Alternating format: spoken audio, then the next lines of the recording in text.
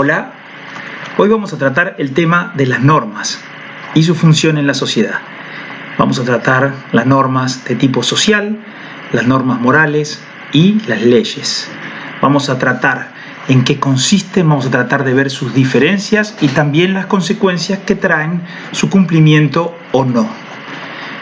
Las normas son fundamentales para que la convivencia humana sea posible. Por ejemplo, todos los juegos, todos los deportes tienen reglas, normas.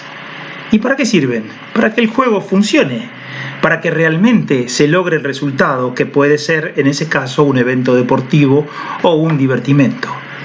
¿Y qué sucede si no se cumplen? Obviamente todos sabemos qué pasa. El ser humano es un ser social. Naturalmente vivimos en convivencia. Pero esa convivencia, aunque es natural, no siempre está exenta o libre de dificultades. Para esas dificultades, para solucionar esos problemas de la convivencia, es que los humanos a lo largo del tiempo han creado las normas. Las costumbres, los principios. En la historia, las normas escritas aparecen hace mucho tiempo. El primer antecedente es del 1760 a.C. y eran leyes de tipo penal. Son las famosas leyes del Código de Hammurabi. En esas leyes se planteaban sanciones duras, sanciones penales duras a aquel que cometía un delito. En ese código, sin extendernos demasiado, aparece ese famoso principio denominado en la sociedad la ley del talión, es decir, ojo por ojo, diente por diente. Los griegos, algo ya más avanzados en la historia, inventaron el concepto de nomos, de donde viene nuestra palabra norma, nomos o regla de convivencia. Los romanos inventaron las leyes y publicaron las leyes por primera vez en ese famoso código denominado la ley de las 12 tablas. ¿Por qué digo que es famoso e importante que hayan publicado escritas las leyes? Porque si las leyes están escritas, entonces son iguales para todos. Basta con ir y leer qué dice esa ley. En el siglo XIII de nuestra historia apareció una rama del derecho, el derecho comercial, ligado al resurgimiento de las ferias, el comercio, la navegación. Todo eso fue necesario ir solucionando los problemas que surgían a partir de reglas, de normas, de leyes para la convivencia. Hasta llegado el siglo XVIII, en el que aparece un nuevo modo de organización social surgido de la Revolución Francesa que nos plantea una sociedad basada en la igualdad y la libertad para todos. Muy bien. El primer tipo de norma que quiero que recuerden y analicen es la llamada norma social. ¿Qué es una norma social? Es un conjunto de conductas, es decir, de cosas que hacemos, que se consideran correctas o deseables. También se lo conoce como los usos y costumbres. Es decir, que una norma social es aquella costumbre que está bien vista. ¿Por quién? Por el conjunto de la sociedad. El trato cotidiano, la amabilidad, la cortesía son normas de tipo social. Como se darán cuenta, las normas sociales van cambiando con el tiempo, evolucionando, y también van cambiando según la sociedad a la que nos referimos. Muy importante entonces, analicen y recuerden, y pueden ir contestando, ¿cómo definiríamos a una norma social? Por ejemplo, dar el asiento, saludar al entrar a algún lugar, etc. Otro tipo de norma, ya más elaborado, son las leyes. Las leyes se diferencian de las normas sociales en que son obligatorias, su cumplimiento es obligatorio y está impuesto por el Estado. Y tienen un objeto, ordenar la convivencia, pero tienen una consecuencia si no se cumplen. Y esa consecuencia es la denominada sanción. Prestemos mucha atención entonces. Las normas sociales, conductas aceptadas, aprobadas como positivas. Las leyes, normas basadas por un poder que te implica que si no las cumplís se aplicará sobre vos una sanción. ¿Qué quiere decir una sanción? Un castigo. Es decir, que no somos libres para cumplir o no las leyes. Somos libres para cumplirlas o no, pero no somos libres para evitar la consecuencia de no cumplirlas, que es la sanción. Muy importante entonces recordar y contestar qué relación existe entre las nociones de leyes y la noción de sanción. Las leyes se basan en dos principios fundamentales de la convivencia humana. El principio, dar a cada uno lo suyo. Un principio que diríamos de justicia. Es decir, si alguien me roba algo que es de mi propiedad, es justo que las leyes defiendan mi posesión sobre ese objeto y persigan al ladrón.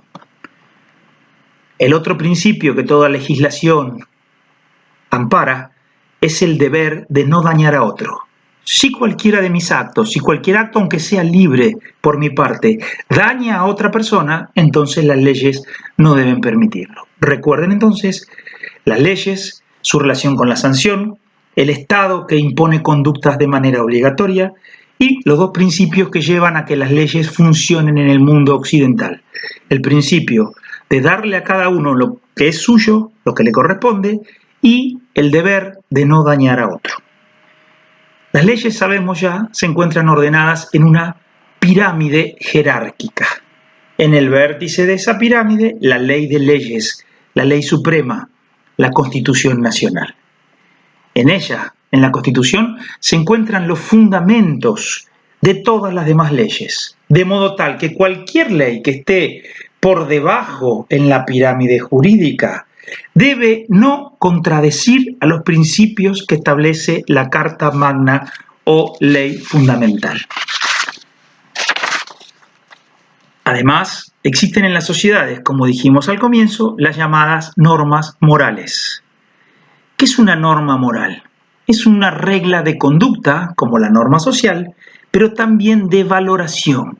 Es decir, son normas que remiten a lo que es considerado correcto o incorrecto, pero no de modo personal, sino de forma colectiva o individual. Las normas morales son muy importantes, han tenido mucho peso en la historia del pensamiento. De hecho, son uno de los fundamentos más importantes de los denominados derechos humanos. Hacia 1785, un filósofo poderoso que se llamó Kant trató de encontrar cuál era el fundamento para que sigamos normas morales que consideremos indudablemente correctas. Es decir, ¿qué es lo que está bien hacer? ¿Qué hay que hacer correcto? Es difícil, imagínense, ¿no? Piénsenlo por un minuto. Es difícil porque depende de la sociedad en la que estamos. Porque lo que está bien en un lugar no está bien en otro. Porque lo que está bien en una época quizás no sea tan bien visto en otra. Pero si vamos a depender del momento y del espacio para considerar qué está bien y qué está mal, entonces es muy difícil sostener los derechos humanos para todos y para siempre. Kant entonces intentó razonar eso y descubrió un principio que hoy quiero que piensen un poquitito y lo analicen. Se denomina imperativo categórico y Kant lo planteó en un lenguaje más complicado que el que voy a decirles, pero traducido a algo más sencillo sería este principio. Actúa de manera tal que también puedas querer que todos los demás actúen así. Es decir, cada cosa que vayas a hacer, si querés pasarla por el tamiz del imperativo categórico, tenés que pensar, ¿y qué pasaría si todos actuaran como yo voy a hacer? Voy a poner un ejemplo para que se den cuenta del poder de este principio. Puede ocurrir en algún momento de la vida que tengas la tentación de mentir, es decir, de decir algo falso, de engañar o de ocultar algo que debería ser conocido por otro. En ese momento te puede parecer una resolución moral, te puede parecer que está bien, pero llévalo al principio de Kant. Si le fuese permitido a todo el mundo mentir todo el tiempo, ¿qué valor tendría la verdad? ¿Se entiende cuál es este principio?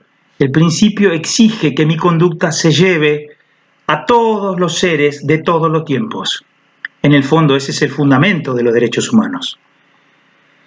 Actualmente, a partir de la segunda mitad del siglo XX, la humanidad y sobre todo las democracias occidentales tuvieron que enfrentar el replanteo de qué hacer con los pueblos, con las naciones que no piensan, no viven y no siguen las mismas normas morales que el mundo occidental.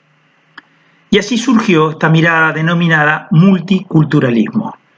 Es decir, que cada cultura tiene el derecho de darse sus propias normas morales y los que pertenecen a otra cultura tienen la obligación de tolerar esas normas morales y no influir sobre ellas. Claramente este principio de multiculturalismo es conflictivo, por lo menos, pero se basa en un principio fundamental, y es que si somos seres morales es porque somos seres libres. Y si somos seres libres, entonces podemos elegir qué tipo de acciones llevamos a cabo. No nos olvidemos entonces que estas normas morales son conductas que son deseables, que son correctas. Y si no las cumplimos, ¿qué pasa? Si no las cumplimos, nuestra propia sociedad, nuestra propia cultura nos va a rechazar, nos va a hacer notar que estamos actuando contra las normas morales predominantes. Desde mediados del siglo XX, y para concluir, quiero que piensen que estas normas morales son el sustento con el que se van trabajando los fundamentos de los derechos humanos.